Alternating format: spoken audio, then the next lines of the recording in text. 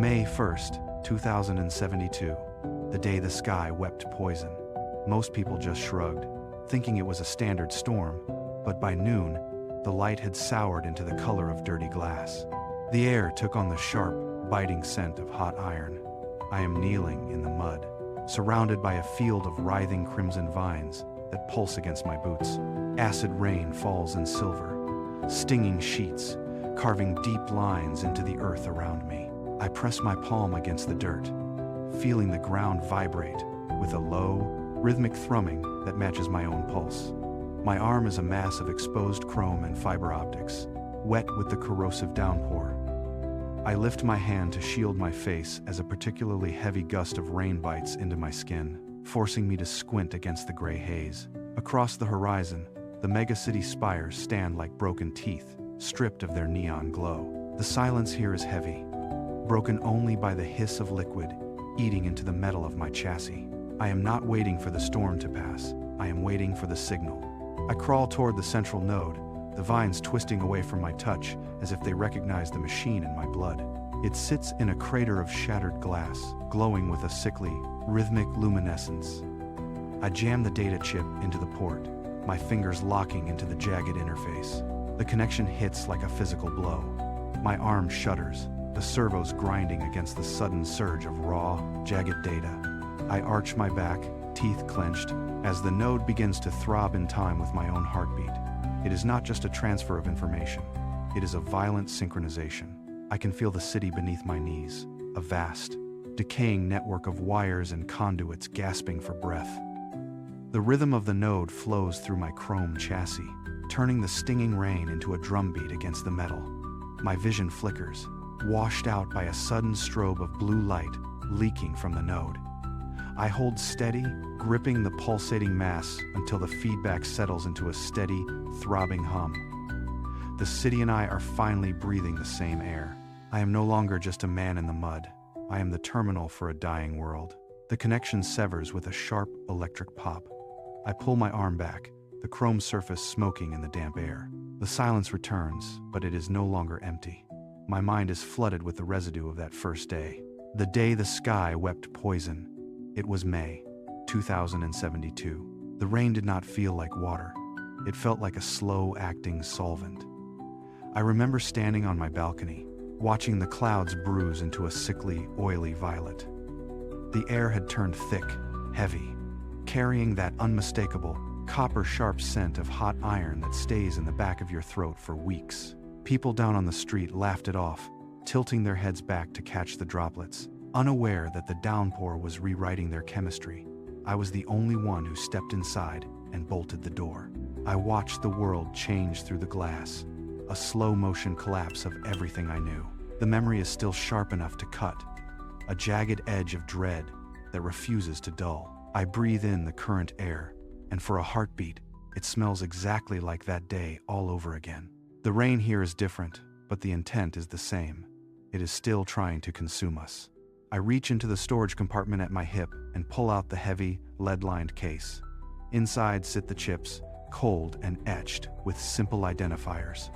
One for my sister, Sarah. One for Lieutenant Kale. I press the first chip into the thickest, pulsing vine near the node. It rejects the metal, curling away with a sharp, wet hiss. I drive my fingers into the vine's core, forcing the interface open. The vine lashes out, stinging my palm, but I hold firm until the chip slides into the wet, throbbing tissue. A faint, cyan flicker travels up the vine, marking the transfer. I repeat the process for Kale, my hands shaking from the effort and the lingering cold.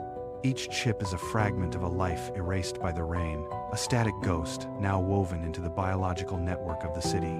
The vines stop writhing, momentarily silenced by the influx of human data.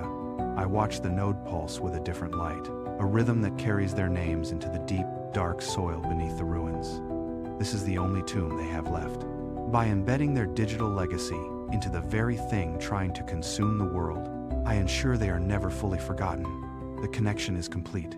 They are part of the machine now. The sky opens wide, dumping a fresh deluge of silver, stinging sheets across the field. I stand in the center of the downpour, letting the acidic water scour my face. It hits with a rhythmic, biting force, finding the deep, jagged scars that run from my temple to my jawline. Each drop feels like a needle prick, a constant, sharp reminder of the night the barricades fell. I reach up, fingers tracing the raised, hardened flesh of the wounds, feeling the heat they still hold despite the freezing rain. The water washes over my skin, turning my vision into a blur of gray and neon. But I do not blink. I force myself to stand still, to endure the sting, to let the weight of these 8 years settle into my bones. Every scar is a tally mark of a life I could not save, a testament to the slow-motion apocalypse I have watched unfold. I wipe a handful of the stinging sludge from my eyes, clearing my sight just enough to see the horizon. The pain is the only thing keeping me sharp. I am not just a survivor, I am the witness, and the witness cannot afford to flinch, no matter how hard the sky tries to dissolve him. I turn away from the node, my boots crunching over the calcified remains of the street. The landscape here is a graveyard of twisted rebar and shattered glass, silent under the relentless weight of the clouds. I push forward, climbing over a ridge of buckled asphalt that once served as a city bypass. My synthetic limb whirs with every step, compensating for the uneven terrain. The deeper I venture into the ruins, the more the air shifts. The metallic tang of the acid rain begins to fade, replaced by a dry, stagnant heat that clings to the back of my throat. Ahead, the wreckage of the old world gives way to a structure that stands in defiance of the surrounding rot. It is a temple, its surface pitted and scarred, yet holding a shape that feels deliberate. Volumetric fog curls around the base, glowing with a faint, unnatural amber hue that cuts through the surrounding gloom. I stop at the threshold, the ground beneath me shifting as I find my footing. The air here is heavy, vibrating with a low, resonant frequency that makes my teeth ache. I stare into the golden haze, sensing that whatever waits inside is not part of the decay I have spent years documenting. I cross the threshold. The transition is violent. The outside world is a monochromatic blur of gray, but here, the amber fog is thick, almost liquid. It clings to my skin and fogs my optics, forcing me to recalibrate my sensors. I keep my right hand low, fingers brushing the grip of my sidearm. The holster is worn smooth, the metal cold against my palm. I draw the weapon in one fluid motion, the safety clicking off into the oppressive silence. Light behaves strangely inside these walls. It refracts through the haze in jagged, anamorphic streaks, creating blinding flares that hide the corners of the room. Every step I take echoes too long, bouncing off high, unseen ceilings. My cybernetic arm twitches, the fiber optic cables pulsing in response to the ambient energy vibrating through the floor. I pivot, sweeping the barrel across the dark, high-contrast shadows. Nothing moves, yet the air is thick with the sensation of being watched. I tighten my grip, moving deeper into the amber light, ignoring the way the floor plates groan under my weight.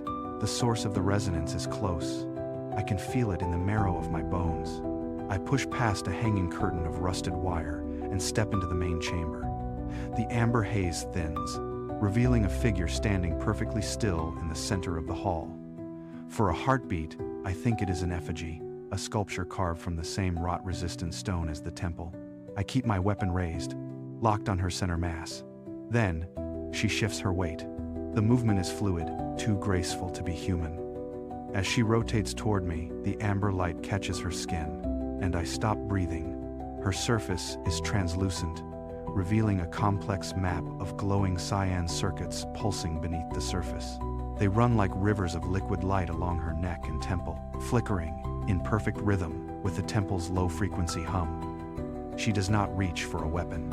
She does not flinch at the barrel of my gun. Instead, she stands bathed in that cold, impossible glow, her eyes tracking my every movement with a precision that makes my own cybernetic sensors feel obsolete. I lower the sidearm, the weight of the metal suddenly feeling trivial.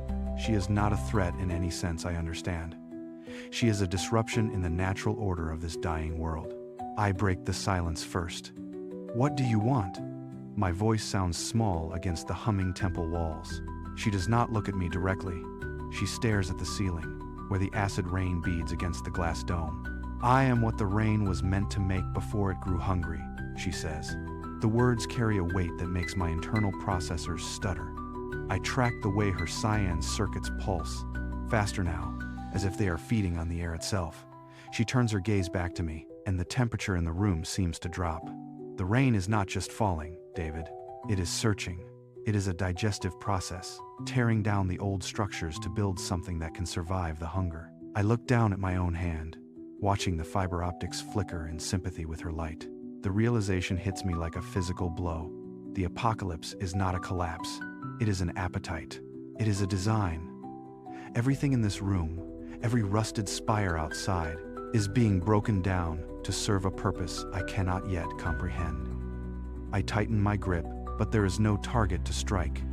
The enemy is the atmosphere, and the transformation has already begun.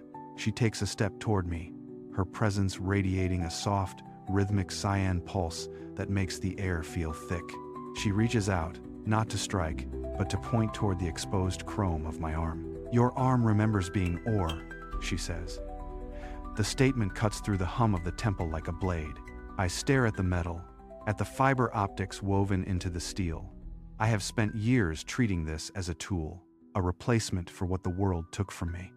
Now, her words force a shift in perception.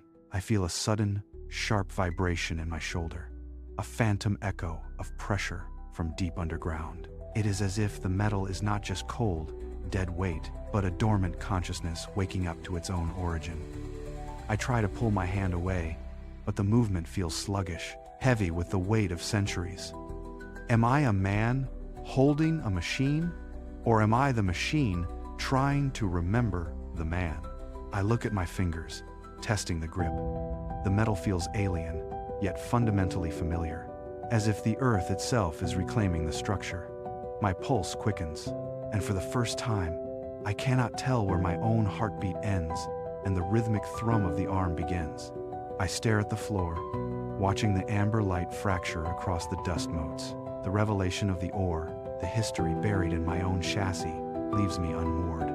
I press my palm against a cold stone pillar, trying to feel the stability of the building, but the stone feels hollow, vibrating with the same frequency as my arm. Echo does not move. She stands in the center of the shaft of light, her silhouette sharp against the gloom. Everything transforms.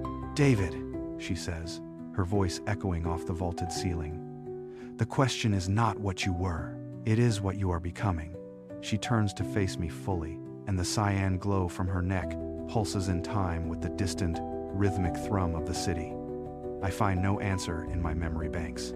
I find no comfort in the logic I have clung to for years. The air in the temple shifts, growing heavy, as if the space itself is waiting for my response. I look up, meeting her gaze, and realize the question is not merely directed at me. It is a demand placed upon the entire world. I am the witness, and the transformation is the only truth left. I stepped back out into the ruined streets, but the silence of the temple was replaced by a low, grinding roar. It started beneath my boots, a vibration so deep it rattled my teeth. Tower 7, Delta, the last structural anchor of the district, was failing. I looked up. Massive, crimson roots, thick as subway tunnels, were punching through the concrete foundation like needles through parchment.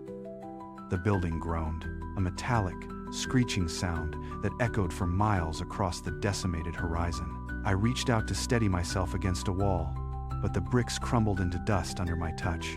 Then, the floor gave way.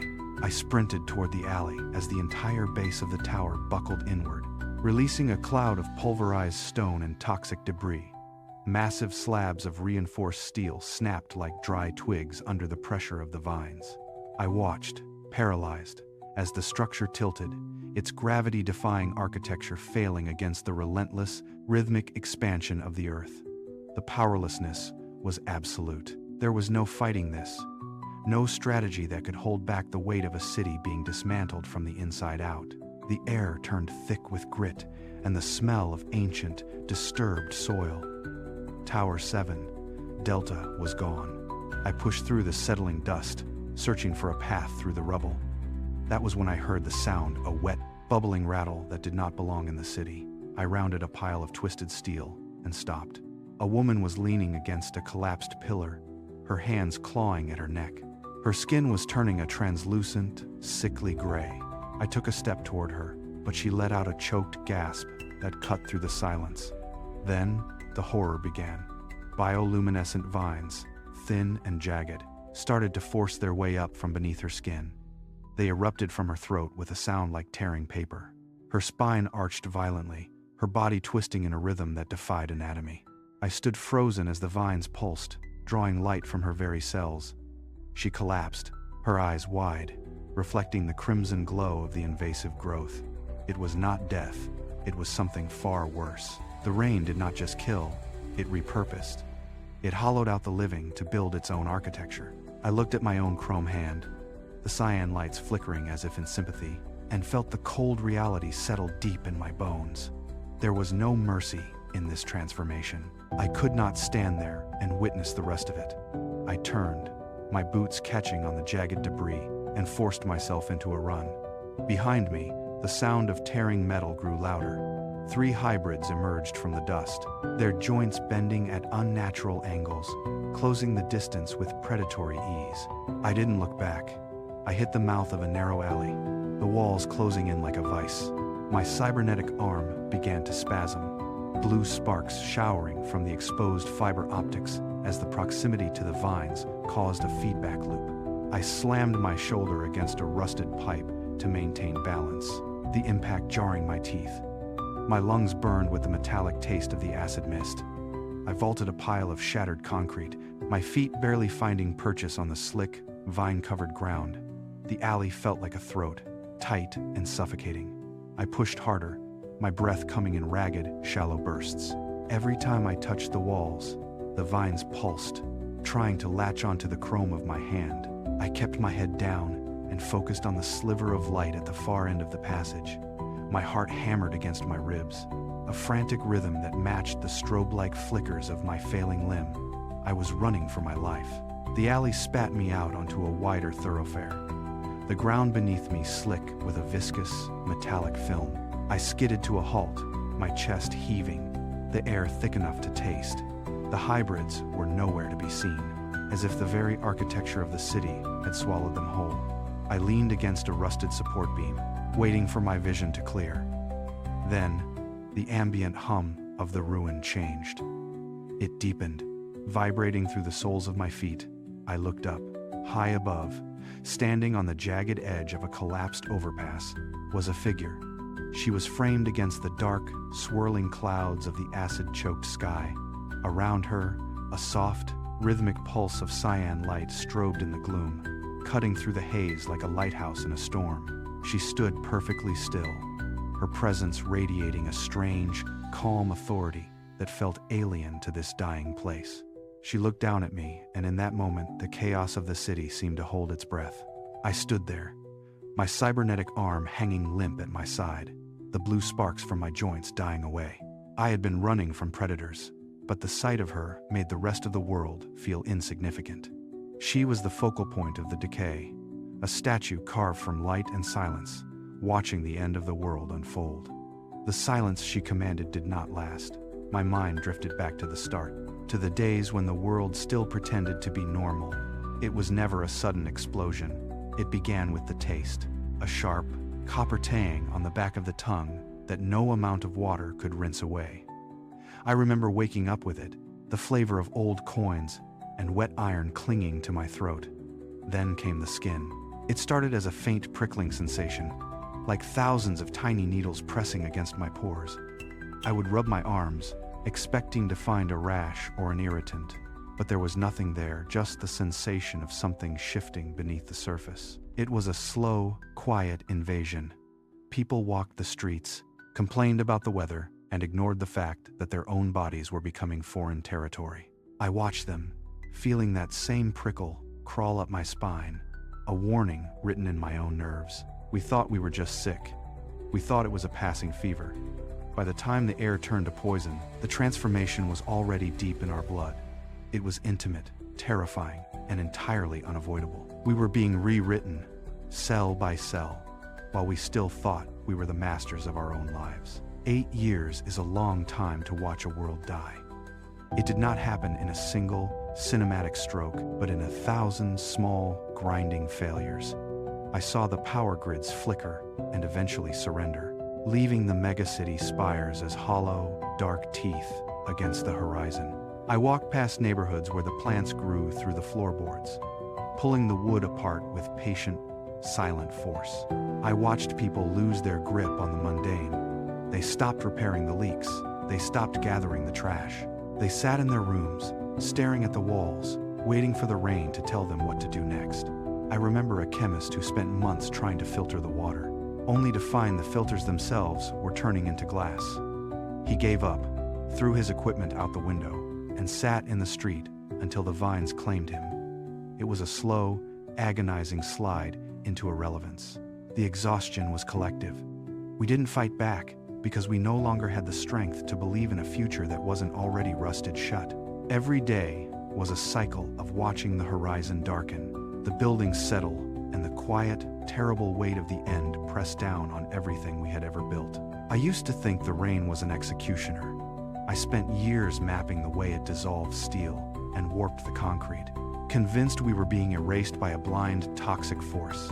I was wrong. I stood under the downpour, watching the way the moisture gathered in the deep ruts of the earth, and the truth finally clicked into place. It was not a storm. It was a fluid, a delivery system. The planet was not dying. It was opening. The metallic taste, the prickling skin, the way the vines wove through the foundations of the towers, these were not symptoms of decay, but the messy, violent architecture of a birth canal. Something ancient, something that had been waiting beneath the crust for eons, was finally forcing its way into the light. The labor had been quiet, stretched out over decades, but it was absolute. We were not the masters of this world. We were the incidental bacteria in a womb that had finally decided to expel its inhabitant. The rain was the lubricant for an arrival, and everything we had built, every skyscraper and memory, was just the debris of a breaking shell. The realization chilled me more than the cold wind ever could. We weren't witnessing the end of life. We were witnessing the start of something that had no room for us. The first tremor did not come as a rumble. It arrived as a sharp, crystalline crack that traveled up through the soles of my boots. Then the ground sighed. It was a deep, wet sound, like a massive lung pulling air after a century of stagnation. Buildings that had stood for generations groaned, their steel skeletons twisting under the sudden torsion. I lost my footing, hitting the pavement as the street buckled upward. Dust and pulverized concrete filled the air, turning the sky into a thick, choking veil. This was not an earthquake, it was a dilation. Every fiber of the city seemed to pull tight. Strained to the point of structural failure, I watched a support pillar in the distance snap, the sound echoing like a gunshot across the ruins. The vines responded instantly, surging upward, weaving through the gaps in the fractured concrete as if stitched together by an invisible hand. The pressure was no longer just a feeling. It was a physical force bending the horizon. The earth was opening, shedding the weight of our civilization like dead skin. The labor had moved from the shadows of the crust to the surface, and the world was screaming as it broke. I pushed away from the shifting surface, scrambling into the service tunnels beneath the industrial district. Here, the world was a jagged web of rusted pipes, leaking steam and thick, black coolant. The space narrowed until I had to turn sideways to squeeze through the gaps. Every surface was slick with condensation, the metal groaning under the same pressure that had shattered the city above. I moved with my back against the vibrating walls, my hands searching for an edge, a seam, anything that wasn't a dead end. My own breathing sounded too loud in the confined space, echoing back at me like a taunt. I checked the charge on my cybernetic arm. The fiber optics flickered, struggling to draw power from the damp air. I was deeper than I had ever been, trapped in a labyrinth that felt less like a structure and more like a digestive tract. There was no way to go but forward, deeper into the dark, where the pipes converged into a central junction. I needed a target. I needed a way to strike back at the thing that was rewriting the earth. I kept moving, the scent of hot iron and ozone growing stronger with every step. The pipes opened into a cavernous maintenance bay, the air thick with the smell of wet copper. I froze. A shadow separated itself from the rusted support beams. moving with a fluid, liquid grace that no human should possess. It was crouched, its limbs bent at angles that defied bone and ligament. I strained my eyes in the dim light. The skin was translucent, stretched thin over a lattice of pulsing, cyan-colored filaments. It turned its head, the motion jerky and unnatural, revealing a face that still held the hollowed-out features of a man I might have recognized. It was not dead. It was something else entirely. The creature hissed, a sound like steam escaping a high-pressure valve, and its fingers elongated into jagged obsidian points. My pulse hammered against my ribs. This was the final stage of the infection, the point where the human form surrendered to the ancient hunger. It stood slowly, its spine arching as bioluminescent vines sprouted from its neck, casting a sickly, flickering glow across the chamber floor. It had seen me. There was no room to retreat and no path to run. I shifted my weight, bracing for an impact that I knew would come with predatory speed. I raised my arm, the fiber optics surging with a desperate command to fire. The response was not a pulse of energy, but a violent, jagged spasm. A shower of white-hot sparks erupted from the socket, stinging my shoulder and blinding me for a heartbeat. The limb went rigid, the internal servos grinding into a terminal lock. I hammered my fist against the plating, but the metal refused to bend. The cyan light in my forearm flickered, dimmed, and died, leaving me with a dead weight of chrome and useless wire. Panic surged as the creature clicked its obsidian fingers, sensing the sudden shift in my posture. I tried to pull back, but my feet slipped on the coolant-slick floor. The machine that was supposed to be my equalizer had become my anchor. I was left with nothing but my own hands against a predator that was already mid-leap. The air grew cold as the creature lunged, its unnatural joints snapping into motion with lethal precision. I braced for the blow, my fingers clawing at the rusted wall, looking for any scrap of metal to use as a makeshift blade. The hum of the dying machine was replaced by the wet, rasping breath of the thing closing the gap.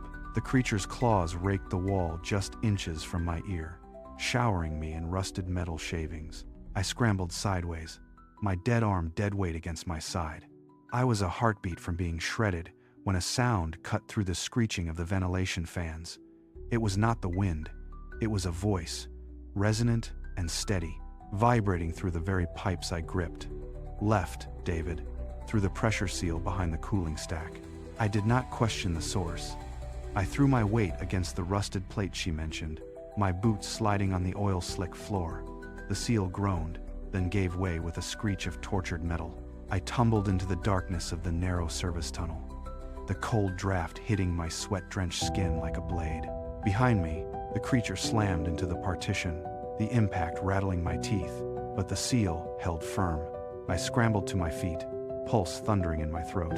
The tunnel stretched into a maze of pulsing, steam-filled conduits. "Keep moving," the voice returned, softer now, echoing from the deep iron veins of the complex. I followed the resonance, my eyes locked on the faint, flickering light ahead. I did not know who she was, or why she watched, but the path she laid out was the only one that didn't end in teeth. I pushed deeper into the service tunnel, my breathing ragged in the narrow space. The air here was heavy, thick with the scent of ozone, and something sweet, like rotting fruit. Suddenly, the metal floor beneath me vibrated. I stopped, my hand pressed against a conduit to steady myself. The pipe was warm. Beneath the steel plating, something was surging. I looked back, and my blood turned to ice. A thick, crimson vine had burst through the junction box, its tendrils lashing out like whips. It hit the bulkhead, sealing the way I had just come. I scrambled forward, but the tunnel ahead was already changing. More vines erupted from the wall seams, weaving a lattice of thorns across the exit. They moved with a terrifying, rhythmic purpose, knitting together into a solid wall. I lunged toward the gap, my fingers grazing the cold steel, but the vines slammed the door shut. The metal buckled under the pressure, groaning as the wall distorted. I was trapped in a tightening throat of iron and plant matter. The space was shrinking by the second. I hammered my good hand against the barrier, but the vines only pulsed brighter, drinking in the vibration of my impact. The exit was gone. The complex was closing its teeth. I pressed my back against the wall. The vines were still pulsing, a rhythmic, deep red glow that turned the tunnel into a beating organ. Nowhere to run. I reached into my pocket and felt the sharp edges of the data chips. My fingers trembled as I pulled them out. In the dim, crimson light, the labels flashed. Sarah, Miller, KL. The names stared back at me, static and frozen in a world that had gone insane. I held the chip containing my sister's final transmission. The diode on its side blinked a steady, cold blue, a stark contrast to the encroaching red of the walls. I ran my thumb over the surface, feeling the jagged etchings of the serial code. They were gone, dissolved by the rain, but they existed here, in this palm. I spoke their names aloud, my voice raspy and thin against the wet thrumming of the pipes. "I am still here," I whispered. The tunnel groaned, the metal plates shifting as if in response to the sound. I closed my hand tight around the hardware, shielding the light. If the complex wanted to consume me, it would have to go through the history I carried. I was the witness. And I was not finished yet. The silence didn't last. A sharp, metallic click echoed through the pipe network, followed by a wet, dragging sound. I froze. It was a rhythmic, disjointed cadence, the sound of backward-bending joints striking steel. They were in the vents behind me. I pressed my cybernetic arm against my chest, shielding the faint hum of its internal power, terrified that the light would betray my position. Another click, closer this time, reverberated through the floorboards. The hybrids were not hunting by sight. They were sensing the vibrations of my movement. I took a shallow breath and started to move, choosing my steps with agonizing care. Every time my boot touched a rusted pipe, the sound seemed to amplify, echoing down the long, hollow tunnels like a dinner bell. Behind me, the clicking accelerated, turning into a frantic, chattering rhythm that suggested they had picked up my trail. I stopped pretending to be careful and shoved myself into a narrow opening between two support beams. My pulse hammered against my ribs as the sound of scraping metal intensified directly at my back. I didn't look behind me. I scrambled forward, sliding through the grime, listening to the predatory grace of something that moved faster than any human, closing the distance with every heavy, metallic strike. I punched through the final rusted grate and tumbled onto solid ground. The air here was different, thick, humid, and vibrating with a low-frequency hum that rattled my teeth. I looked up, and the breath left my lungs. The clearing was dominated by the Nexus. It was a cathedral of bioluminescence, a massive, weeping core of root and circuitry that stretched from the floor into the shadows of the ceiling. Thousands of glowing filaments hung like tangled nerves, pulsing in a slow, rhythmic cycle that matched the beating of my own heart. I staggered forward, my boots crunching on layers of crystalline dust. The sheer scale of it made the world outside feel small, insignificant. My cybernetic arm began to buzz, the chrome panels shifting as if trying to resonate with the core. I gripped my own wrist, trying to stabilize the connection, but the arm was pulling toward the light, drawn in by a magnetic, ancient gravity. I was no longer just a witness. I was being pulled into the mechanism. The silence of the clearing was absolute, yet the Nexus screamed with potential energy. I stood at the edge of the abyss, watching the light wash over the ruins, knowing that whatever happened next would tear this world apart or forge it anew. The awe of the Nexus vanished the moment the debris shifted. From the shadows of the collapsed support beams, three shapes peeled themselves away from the gloom. They did not rush. They moved with a terrifying, predatory grace, their limbs bending in angles that defied human mechanics.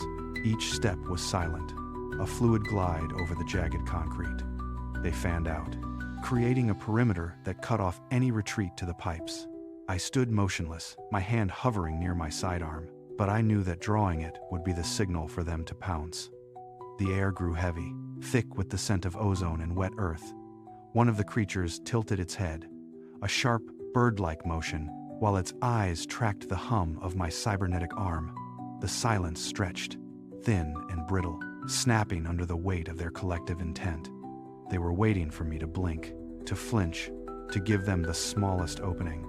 I kept my breathing shallow, my muscles coiled, and my vision locked on the center of their formation. Not a twig snapped, not a breath escaped them. The world narrowed down to the space between my boots and their lethal, calculated reach. The standoff held until a soft, pulsing light bled through the far end of the alley. Echo stood there, a silhouette framed by a faint cyan glow that cut through the gloom. She did not move, but her presence was a magnetic pull, a lighthouse in the wreckage. The hybrids shifted, their attention flickering between me and the source of that light. This was the opening. I took a half step back, my boots scraping against the grit, and the three predators tightened their formation. They sensed the shift in my intent. One of them hissed, a low, grinding sound of metal against stone, and crouched lower. I ignored the instinct to draw my weapon. Instead, I focused every ounce of my will on the distance to that glowing figure.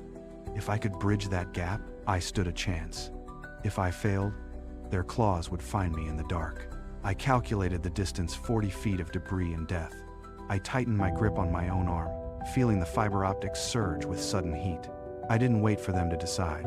I pushed off the concrete, my muscles screaming, and lunged toward the end of the alley, straight into the teeth of the blockade. I skidded to a halt, my boots digging into the rusted metal floor, coming to a stop just feet from where she waited. The hybrids stopped too, their movements halting as if an invisible hand had pulled them back. They stood in the shadows, waiting for the outcome of this encounter. Echo stood perfectly still, her presence radiating a soft, steady pulse that seemed to dampen the static in the air. She didn't look at the predators, she looked through me. "The root nexus is here," she said, her voice cutting through the silence. I stared at her, my lungs heaving, the metallic hum of my arm vibrating against my own ribs. "How do I kill it?" I demanded, my hand twitching toward my sidearm. She reached out, her fingers hovering near the air between us, and the light around her intensified. "You do not kill it, David. You redirect it." She stepped closer, the cyan glow reflecting off the wet concrete. "You have a choice to make, and the time for hesitation has expired. You either become the bridge, or you become the cocoon. Decide now." The pressure in the room spiked, a physical weight that made it hard to draw a full breath. The hybrids let out a low, synchronized growl, sensing the power shift, and the alleyway began to tremble beneath us. The binary choice hung in the air, but the hybrids did not give me time to process the weight of it. With a collective, jarring shriek, they lunged. The first one cleared the distance in a blur of motion, its limbs scraping the rusted walls. I did not retreat. I turned, scanning the alley for the only possible path out. 10 feet ahead, a barricade of twisted rebar and concrete slabs blocked the alley, creating a natural bottleneck. I sprinted toward it, the sound of their talons clicking against the floorboards growing louder with every heartbeat. I didn't look back. I hit the base of the barricade, drove my weight into the jagged metal, and launched myself upward. My fingers locked onto a protruding pipe as I swung my body over the obstruction. Below me, the lead hybrid slammed into the concrete, its momentum carrying it into the wall. I vaulted over the top, landing on the far side in a roll that absorbed the shock. I was moving faster than I ever had, the adrenaline sharpening every sense, leaving the predators scrambling behind the debris. The chase had begun in earnest, and there was no going back. I hit the ground and didn't stop, but the alley ahead was gone, choked by a thick, pulsating wall of crimson vines. They writhed, slow and deliberate, blocking my exit. One thick tendril snapped out, wrapping around my ankle, its surface cold and slick. I didn't hesitate. I slammed my cybernetic hand into the mass, the fiber optics in my forearm flaring with a jagged, cyan light. I activated the integrated blade. The sound was sickening, a high-pitched whine of metal meeting organic tissue, followed by the wet, crunching tier of fibers being severed at high velocity. The vine recoiled, spraying a thick, iron-scented sap across the concrete. I drove the arm deeper, rotating the wrist to tear through the core of the growth. Sparks showered the alley as the metal teeth chewed through the knot. The vine mass shuddered, then split open, the tension snapping with the force of a whip. I tore a hole through the center, the shredded edges of the growth curling back as if in pain. I stepped through the gap, my arms still humming with heat, the severed ends of the vines twitching on the ground behind me. The way forward was clear, but the nexus was pulsing louder now, a rhythmic thrum that matched the beat of my own heart. I barely cleared the severed vines before the hybrids caught up. The first one did not wait for the others. It lunged with predatory speed, slamming its weight into my chest. We collided with a rusted support beam, the impact driving the air from my lungs in a sharp, ragged gasp. I felt the creature's grip tighten around my throat, its joints snapping and popping with unnatural fluidity. My vision blurred. I was mortal, fragile, and pinned against the cold iron of the pipes. The hybrid hissed, its face inches from mine. I didn't think. I drove my cybernetic arm upward, the chrome plating grinding against its thick hide. I engaged the internal hydraulics, the motor whine rising to a high-pitched scream as I forced the creature back. The metal fingers dug deep into its shoulder, tearing through resistance with sheer, relentless torque. I shoved, the hybrid's grip failing as it stumbled backward, clawing at the air. I lunged forward, catching my breath in desperate, burning gulps. My heart hammered against my ribs, a frantic rhythm of survival. They were fast, but I was desperate. I kept my guard up, scanning for the next strike, waiting for the gap that would let me push through the remaining line. I didn't give them a second chance. I pivoted, swinging my arm with a final, desperate surge of power that cleared the remaining space. The last hybrid clipped my shoulder, but I ignored the pain and vaulted over a stack of rotted conduits. I landed hard, skidding across the slick metal floor, and straightened up. There it was, the Nexus. It occupied the entire diameter of the central hub, a massive, spherical construct of writhing crimson roots and pulsing bioluminescent nodes. It hummed, a low-frequency vibration that rattled my teeth and made the air taste like ozone. I walked forward, boots echoing against the floor. The heat radiating from the core was intense, enough to make my synthetic skin itch, but I didn't pull back. I reached the base, my hand hovering inches from the central node. It throbbed in perfect sync with my own pulse, a rhythmic, deep-set light that illuminated the entire chamber in flickering shades of deep red. I stood there, chest heaving, the chaos of the chase falling away. For a single heartbeat, the world felt still. I had found the heart of the infection, and for the first time in 8 years, the path forward was no longer a blur of survival, but a singular, terrifying choice. I slipped through the heavy, pressurized door and sealed it behind me. The latch clicked, a definitive, metallic sound that cut off the hum of the Nexus. I leaned my back against the cold steel, sliding down until my boots hit the floor. This was the observatory, a high-altitude dome hidden above the reach of the lower rot. Here, the air was thin, smelling of recycled oxygen and dormant glass. Outside, the crimson storm continued to lash against the reinforced panes. But inside, the world was still. I checked the perimeter sensors. The monitors flickered, showing nothing but static and empty corridors. No hybrids, no movement. The immediate threat had vanished into the labyrinth below. I let my head fall back, closing my eyes, and listened to the rhythm of my own cooling electronics. The adrenaline began to recede, leaving behind a hollow, aching fatigue in every joint. I was no longer hunting, and I was no longer being hunted. For these few minutes, the war felt like a distant memory. A soft step clicked against the floorboards behind me.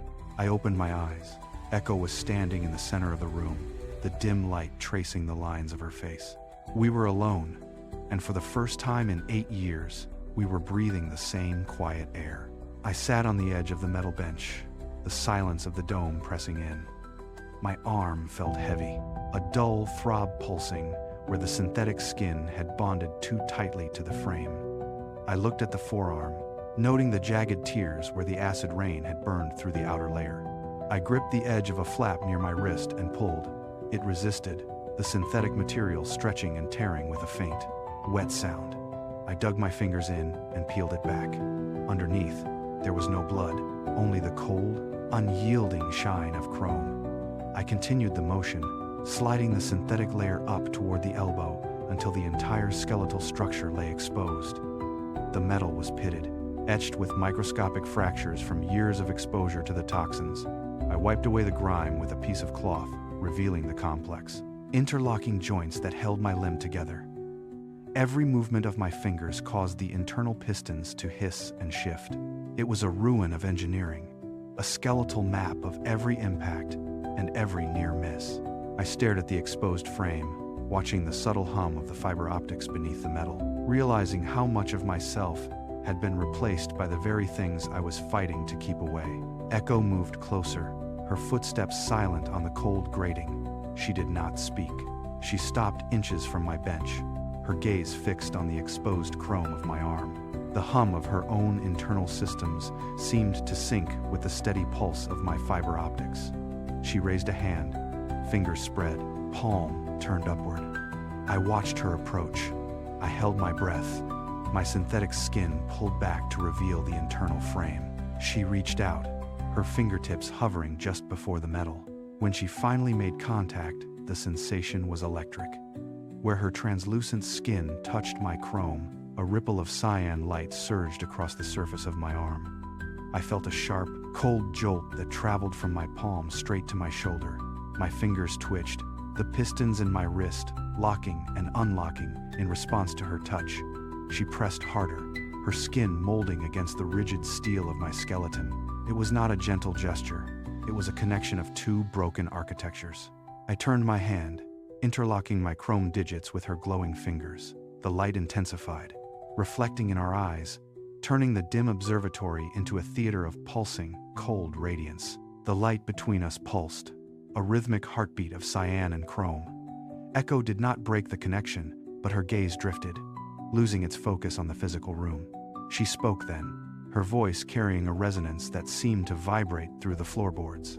"I volunteered for this integration," she said, her fingers tightening against my exposed metal frame. "I wanted to be the bridge. I thought I could control the flow of the rain's energy." She hesitated, and the cyan light in her skin flickered, turning a jagged, unstable white. "But I am not the only one in here anymore." The integration was successful, but it invited a guest. Something ancient, something that was waiting beneath the crust, has claimed this space as its own.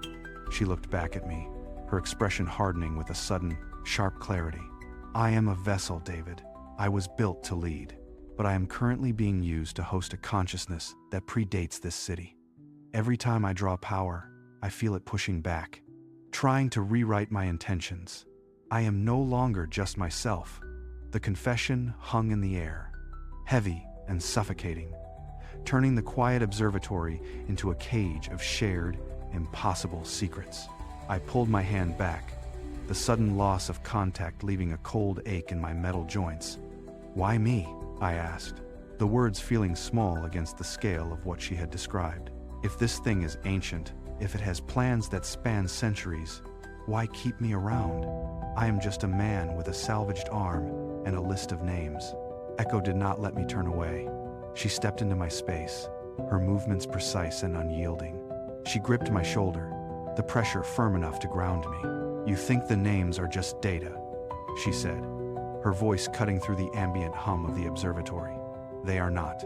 They are the only record of the world before the rain. You are the witness, David. You carry the memory of those who were erased. That is the only thing that resists the transformation. It is the only thing that gives the chaos a shape." The realization hit me with the force of a physical blow.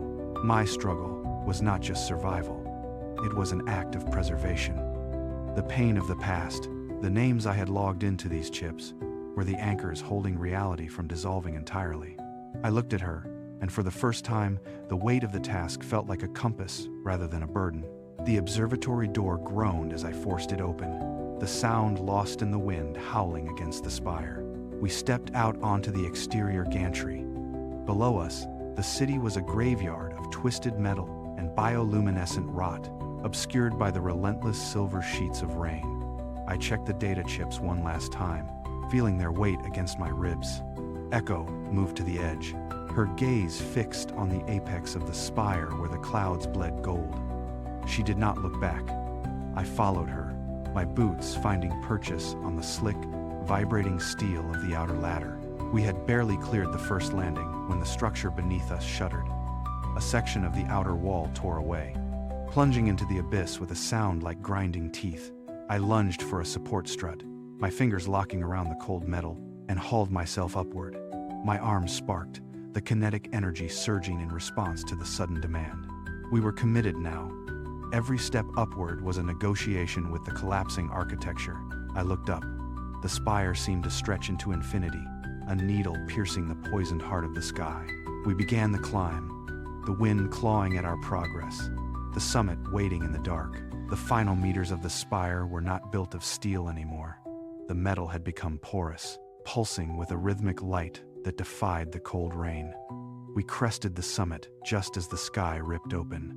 It was not a storm. It was a structural failure of existence itself.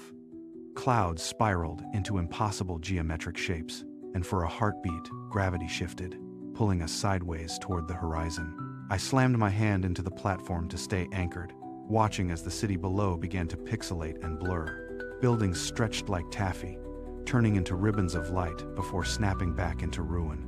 The air around us grew dense, vibrating with a high-pitched frequency that made my teeth ache. Echo stood at the very edge, unfazed by the ground tilting beneath her boots. She pointed toward the center of the fracture, where the colors were bleeding into white gold. The laws of nature were dissolving, replaced by something ancient and hungry. We were standing on the threshold of everything. The wind stopped. The rain hung suspended in midair, frozen as crystalline droplets. Reality was no longer a solid state. It was a choice, and the foundation beneath us was beginning to vanish into the void. The space between us folded. I stepped toward her, the ground beneath my feet no longer solid steel, but a soft, shifting resonance. Echo reached out, her fingers brushing the plating of my forearm. Where her skin touched mine, the air hummed. I saw the network of light beneath her surface begin to flow, a river of cyan pulses migrating from her pulse points toward my own. She leaned into me, closing the distance until our foreheads rested together. The transition was not cold. It was a surge of heat that traveled through my nerves, bypassing the synthetic inhibitors. Circuits traced the lines of my skin, branching out like frost on a window pane, mapping onto my own structure. We stood anchored in the center of the distortion, the only 2 points of gravity in a world coming undone. I felt the weight of her history pouring into me, a torrent of names, dates, and memories that were never mine. My breath caught as the connection deepened, a bridge forming between two distinct entities. We were no longer parallel lines. We were a single, closed loop. The surrounding fracture slowed, the chaotic geometry bowing to the intensity of the contact. We held on, and the migration accelerated, turning the static air into a conduit of pure, shared intent. The pressure inside my arm became absolute. It felt as though the internal gears were grinding against a new, impossible momentum. I looked down as the chrome plating began to separate, not by force, but by a sudden, organic expansion. It was a rhythmic, mechanical blooming. The metal panels shifted and tilted, sliding outward like petals opening to the sun. From the gaps, a blinding, white-hot luminescence erupted. It was not fire, but a concentrated pulse of pure energy that defied the surrounding gloom. The weight of the arm vanished, replaced by a searing lightness that radiated through my shoulder and down to my fingertips. Every joint in the limb realigned, locking into a geometry I had never seen before. The weapon that had defined my survival for years was gone, dismantled by its own inner light. It cast long, sharp shadows against the platform, illuminating the swirling fractures of the sky. I raised the arm, watching as the light intensified, turning the air into a shimmering fog. The transition was final. My own biology felt secondary to the radiance pulsing from within the structure. The transformation was not merely an upgrade. It was a total reclamation of function. I held the light steady, and the chaotic vibrations of the world finally fell into a profound, resonant silence. The light from my arm reached out, touching the nearest tendrils of the crimson field. Where the radiance met the vines, the decay stopped. The deep bruised red began to leach away, replaced by a ripple of gold that traveled along every vein and fiber. It was a wave of reclamation. I watched as the color shifted, stripping the vines of their dark, heavy weight. They turned a brilliant, translucent gold, then deepened into a shimmering white gold that seemed to vibrate with stored energy. The transformation spread across the floor of the spire, a wildfire of light consuming the blood-stained landscape. Every knot and twist of the vines caught the new hue, shedding the grime of the past. The air grew warm, losing the metallic tang that had choked the atmosphere for years. What was once a parasitic growth now resembled a garden of light, rooted in the very surface it had once sought to destroy. I moved my arm, guiding the flow, and the gold light surged outward like a tide. It was no longer a fight against an invader, but a total rewiring of the world. The ground beneath us hummed, no longer vibrating with the tension of collapse, but singing with the rhythm of a new, radiant foundation. The spire groaned one last time, a sound of grinding stone and snapping iron that had defined the agony of the city. Then, the sound shifted. It became a resonance, a high-pitched hum that vibrated through the very marrow of my bones. Above us, the jagged, broken edges of the tower stopped their downward slide. The gold light I had unleashed didn't just cover the surface, it penetrated the concrete. I watched as the gray, cracked pillars began to clarify, their density turning into something translucent and hard. Jagged shards of crystalline growth erupted from the floor, weaving through the steel beams like a new nervous system. The building was no longer falling, it was hardening, crystallizing into a monument of light. Where there had been debris, there were now geometric spires of glass and gold, rising with impossible stability. The structure pulsed, shedding the last of its rusted decay. It was a reversal of physics, a triumph of form over entropy. The weight of the world lifted as the tower solidified, its new crystalline skin catching the light and refracting it into a million blinding beams. I stood amidst the growth, feeling the spire stabilize beneath my feet, transformed from a tomb of ruin into a beacon of absolute, unyielding creation. The transformation did not stop at the spire. It climbed, hungry and vast, reaching for the heavy, chemical clouds that had choked the horizon for years. I looked up. The sky, once a canvas of bruised gray and acid-stained haze, began to crack. It was not a break in the weather, but a fracture in the fabric of the world itself. A jagged line of pure, blinding white light traced across the zenith, expanding with the sound of tearing metal. The clouds parted, forced aside by a pressure that defied gravity. Behind the veil, the truth of the universe spilled through. Swirling spirals of iridescent nebulae and clusters of newborn stars flooded the aperture, their light washing away the dim, poisoned gloom of the city. I stood motionless, my gaze fixed on the impossible depth above. Galaxies rotated in the silence, vast and indifferent, their light pouring down onto the crystalline structures below. The scale of the city, the reach of the ruin, all of it shrank into insignificance. Reality itself had opened, bridging the gap between the broken earth and the infinite expanse of the stars. The air felt thin, cold, and electric, charged with the energy of a billion distant suns. The end of the old world was complete. The birth of the new had just begun. Gravity ceased to be an anchor. As the spire solidified, the ground beneath us dissolved into a soft, golden radiance that cradled our bodies. We drifted upward, rising away from the crystalline structures toward the swirling nebulae above. My fingers remained locked with hers, the connection humming with the energy of 1,000 lifetimes. Below, the city was no longer a graveyard. Survivors emerged from the subterranean tunnels, their faces upturned, eyes wide as they tracked our ascent against the backdrop of the opening stars. A woman dropped her pack, the sound lost in the sudden, absolute silence of the atmosphere. A group of men stopped their frantic retreat, standing motionless in the middle of a street that had been flooded moments ago. The acid rain had evaporated, leaving the air clear and smelling of ozone. They looked small, fragile, yet filled with a sudden, sharp clarity.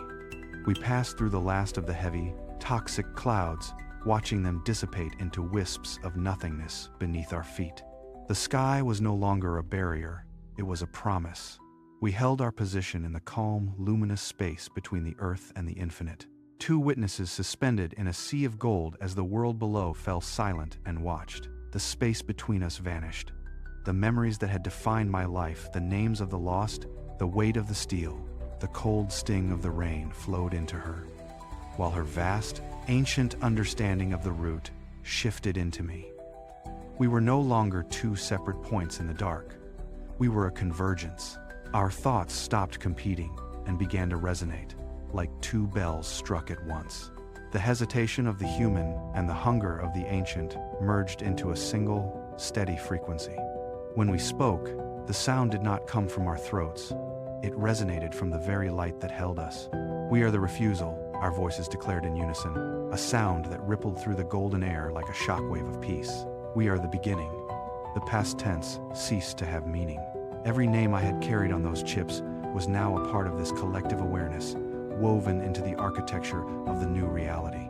Fear, once a constant companion, dissolved into a profound, chilling clarity. We looked down at the earth, no longer as survivors, but as architects of the silence. The transition was absolute. The discord of the old world was overwritten by this singular, unified intent. The golden light began to breathe. It pulsed outward from our joined hands, expanding in slow, deliberate ripples that dissolved the remaining shadows of the spire. Below, the crystalline structures we had brought into existence caught the brilliance, reflecting it back until the horizon itself grew indistinct. The boundary between the sky and the earth blurred, then vanished entirely under a tide of warmth. We let go of the physical memory of our forms, allowing the light to take their place. It rushed past us, a tidal wave of pure energy that wiped away the traces of the acid-scarred megacity. Every corner of the landscape, every rusted pipe, every remnant of the old, poisoned world was swallowed by the expanding glow. The intensity increased, shifting from a deep amber to a blinding, absolute brilliance. It felt less like an ending and more like an aperture opening wide. Space and time lost their definition, folding into the radiance until nothing remained but the light itself. It filled the field of vision, erasing the dark, silencing the noise, and turning the world into a canvas of infinite potential. We drifted into the brightness, weightless and unburdened, as the frame turned entirely to white. The brilliance retreated, pulled back like a tide leaving a barren shore. The white faded into a deep, hollow gray, then settled into a thick, absolute black. There was no sound here, no resonance, no collective consciousness, just the weight of an infinite, empty expanse. Then, a spark ignited. It was small, jagged, and wet, with a light that felt like a bruise against the darkness. A single seed floated in the void, drifting without momentum. It was not a remnant of the light, it was the antithesis of it. The surface of the seed was textured like old, dried bark, yet it hummed with a rhythmic, internal vibration. It pulsed, a slow, steady contraction that radiated a sickly, crimson glow into the surrounding vacuum. It did not expand to fill the space. It drank the light around it, pulling the shadows closer to its core. The rhythm matched the heartbeat of a creature waiting in hibernation. It was a patient, predatory pulse that ignored the silence. It sat in the center of the frame, unmoving, watching the void. The rain had ended, but the hunger remained. It was waiting for the right moment to drop. The darkness held it, and in that pulse, the cycle found its breath again.